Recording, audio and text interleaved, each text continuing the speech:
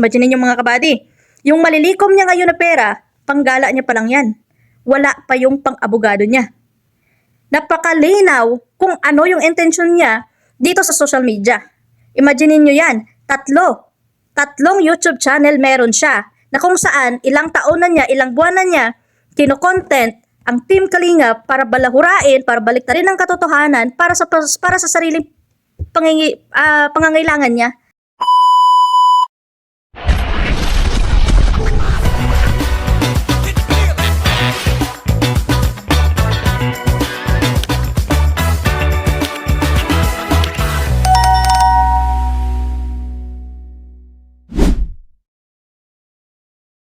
Ayun mga kabady, welcome back sa aking YouTube channel at reaction na natin itong pinagagawa ni Papa Shider TV, no? Kumasa din po siya sa GCash. So lap trip to. At idugtong ko dito mga kabady yung pinagagawa ni Kapeso na siya sa kanya mismo nanggagaling na nakita doon sa live ni Dr. Love, yung mga pinagko-comment niya kung para saan yung mga pinapalimos niyang pera sa mga alipores niya sa live niya. So abangan niyo yun mga kabady at dito muna tayo sa kay Papa Shider. At yun mga kabady, bago tayo mag-umpisa, disclaimer lang po ha, sa lahat po ng mapapakinggan nyo dito at mapanood ninyo, batay lang po yan sa aking opinion at sariling reaction. So tara mga kabady, umpisa natin tong kay Papa Shider TV, no? Sobrang active to mga kabady at supportan din po natin si Kuya KSM, syempre si Papa Shider TV, si Kuya Marciano TV 2.0 at Marciano TV 3.0 at syempre huwag natin kalimutan din suportahan si Ate Bupil, si Tita MC Marilyn Chang at si Ate Marilyn Pablo, no? So yan yung mga Kalingap reactors na sumusuporta sa akin at idagdag natin dyan si Kuya Miel ng Kalingap. So tara mga kabady, umpisa natin tong kay Papa Shider na napaka-laugh trip nito ang pinagagawa niya. So let's go. Ng 120, yan, 120 kay Bopil Vlogs, yan, para may pamasahe daw ako, papuntang Bicol dahil kakasuhan ka daw. Aron, grabe, pati ako kakasuhan ako, aray ko. 120 kay Bopil, okay, 125, may 25 pa, okay, may 125 po kay Bopil. Yan malinaw po meron po tayong sulat dito. Salamat kay, sino nagpalipad na yon? Super line niya, i-screenshot ko na yan. Siyempre, parang kapisot yan, papakita ko yung ngipin ko. Silver yan, mga silver yan, Hindi naman siguro bawal yan. Naku, Papa Shider, nakiisa ka pa sa panglilimos ng GCash. Nako, bawasan mo pa yung kikitain ni Kapeso tsaka ni Dr. Love. At yan ngayon na pinagtatawanan yung mga sinasabi ni Dr. Love din sa live niya. Kung napansin ninyo at napanoodin ninyo mga kabady, yung mga nagbibigay sa kanila, nililista nila. At yan yung sinasabi nila na magiging patas sila sa mga lahat na nagpapalipad sa kanila at nagsasend sa GCash nila. At yan yung paulit-ulit nilang sinasabi na wala silang niloloko ng mga sa mga nagpapalipad sa kanila at nagpapasend ng GCash. Pero may nilalamangan silang tao. Yun yung katotohanan mga kabady. Napakadesperado na nila kumita ng pera dahil alam nila na may kaso na silang kakaharapin pero wala pa namang sapuy na. Pero yan yung strategy nila para kumita ng pera. Ang humingi at manlimos on live dito sa YouTube. Kaya lang tayo guys, pero wag niyo seryosohin to, wag niyo seryosohin. Ano lang, para alam natin yung mga sikreto nila. Ito kasi yung mga ginagawa nila. Paano kasi yung ginagawa nila guys? Paano kasi yung ginagawa nila? Wait lang. Paano kasi yung ginagawa nila? Meron silang ballpen, di ba? May ballpen sila. May ballpen ba ako dito? Ayan. Ang kulit ni Papa Shider mga sar. Sila ng GCash. Susulat ng mga pangalan, okay? Wait lang. Eto na. Huwag kayo mawawala guys. Nasa live tayo, yan. Okay? Para transparency tayo, ito yung susulat ko. Nako, Papa Shider, mabilis kang yumaman dyan sa pinagagawa mo na nakiisa ka pa sa strategy ni Dr. Love at ni Kapeso. At mga kabady, doon lang muna yung reaction natin kay Papa Shider na pasilip lang natin yung kanyang mga content na napaka super laugh trip. At yun, punta naman tayo dito sa pinagagawa na lantara ni Kapeso. Ito ay may nag-send lang sa akin ng mga comment niya doon sa live ni Dr. Love. So ito yung patunay na nasa live siya ni Dr. Love. May nag-send lang dito sa akin mga kabady. So ngayon, ibabasahin ko at ilalagay ko dito. At ayoko din magbigay ng opinion at reaction na wala akong ebidensya para mapagkuhanan ng batayan kung bakit ko nabitawan yung mga salita na to. So, dito tayo sa unang comment na nasend sa akin mga kabady.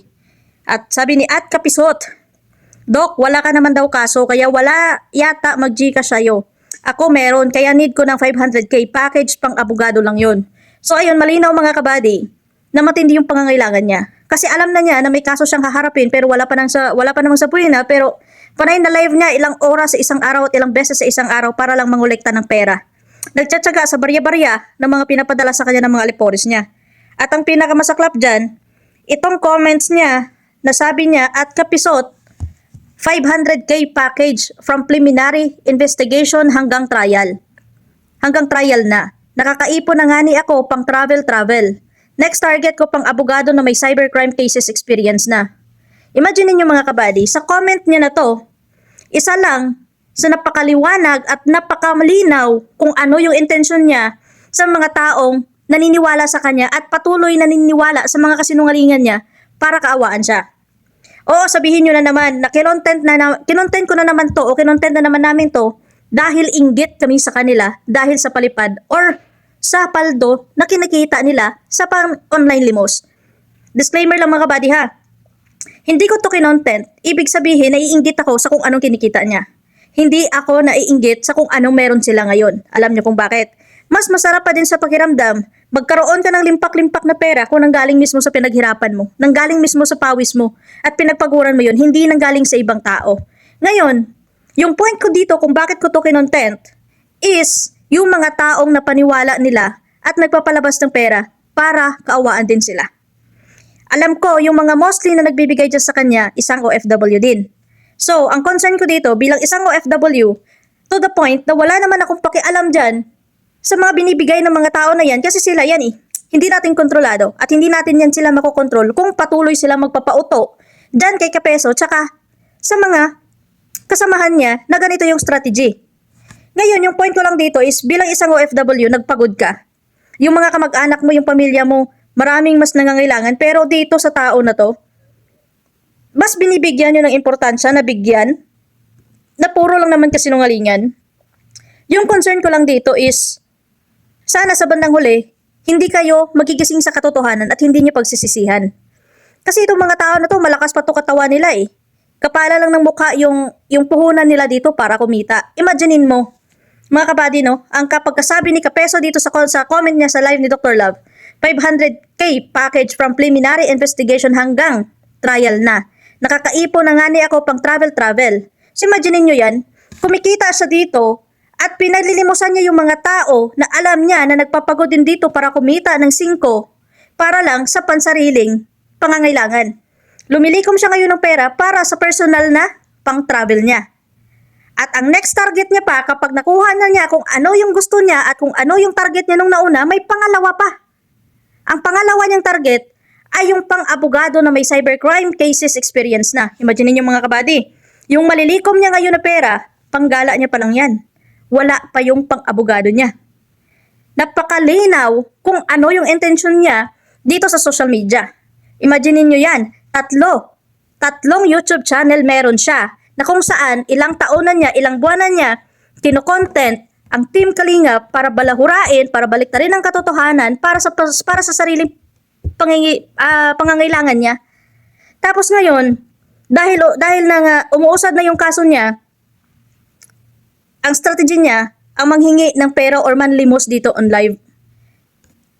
Ang masaklap lang dito, yung mga tao nandyan sa kanya paniwalang paniwala, bigay ng bigay. Although labas naman tayo dun eh, wala naman tayong pakialam doon.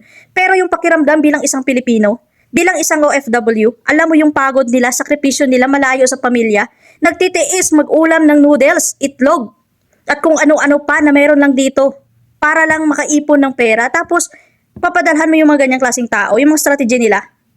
At ang pinakamasaklap dyan, namamalimos sila on live, naglalapag ng Gcash nila para sabihin na para sa pang gasolina o pang merienda nila sa haharapin nilang kaso. Na wala pa naman silang papel na natanggap na may kaso silang haharapin na.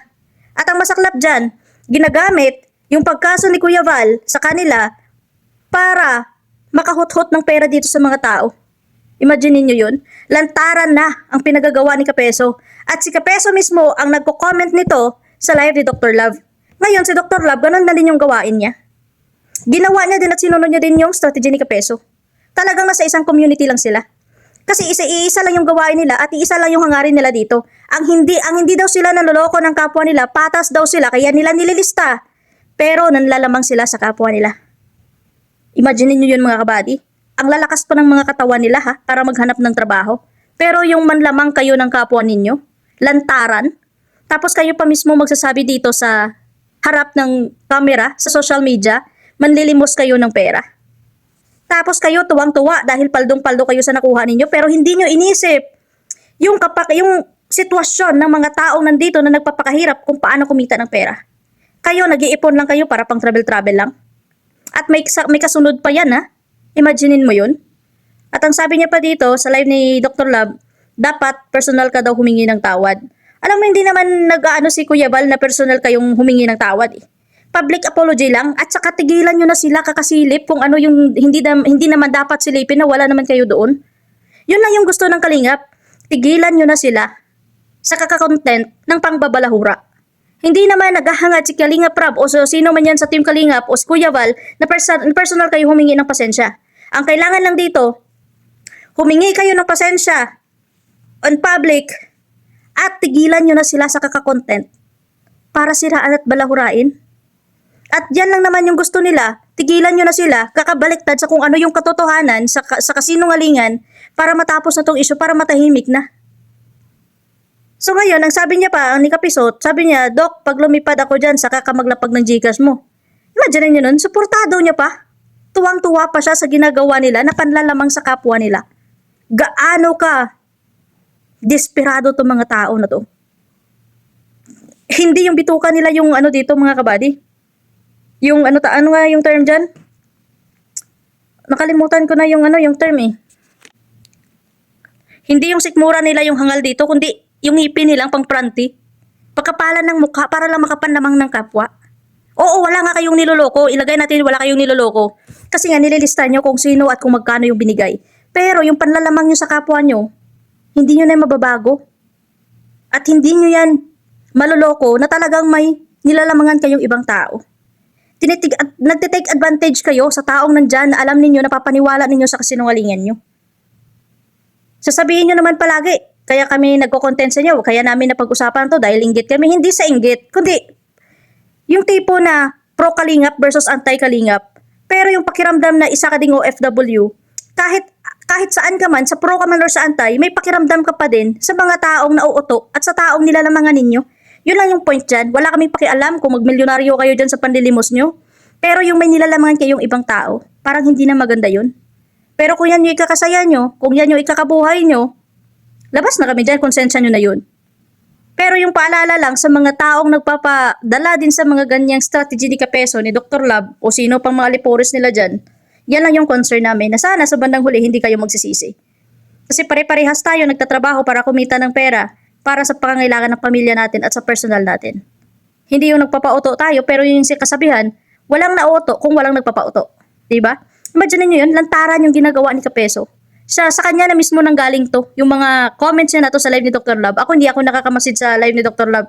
May mga nagsasend lang sa akin ito Kaya, bilang isang pro-Kalingap or anti-Kalingap ka man, may pa din, meron pa ding concern kung anong meron ka ngayon dahil isa ka ding OFW na. Or dyan ka man sa Pilipinas, alam naman natin kung gaano kahirap yung buhay, kung gaano kamahal yung bilihin. Pero yung katulad nito, gagastos ka, pagpapalabas ka ng pera sa mga taong mapanlamang sa kapwa at hindi nga kayo nanloloko dahil nililista niyo yung pangalan at yung kung magkano yung pinapadala sa inyo, pero niloloko niyo yung tao para lang kumita kayo ng pera. Sana magtrabaho kayo ng patas, hindi yung manlamang kayo ng kapwa nyo. No, so gano'n lang yun mga kabady, na halang na yung ngipin ni Kapeso, hindi yung bituka, kasi para wala namang bituka yan nakakalunok pa ng mga pinagkikitaan niya na galing sa paninira So yun lang mga kabady, sinare ko lang sa inyo itong mga comments ni Kapeso mismo sa live ni Dr. Love. So bahala kayo dyan kung maniwala kayo o hindi. Pero ako, ito na yung patunay na lantaran na at siya na mismo ang lumantad kung ano yung intensyon niya sa mga taong nandyan sa kanya na napapaniwala niya. Na kung saan ngayon is pumapaldo siya. Siya pumapaldo Pero ang tanong, ang mga taong nagbigay sa'yo, kamusta ba? Yun lang, concern lang ako sa mga sa mga kagaya kong OFW na nabubulag sa mga katarantaduhan ni Kapeso. So yun lang mga kabady, salamat sa iyong panonood. God bless at to God be the glory sa ating lahat. Bye.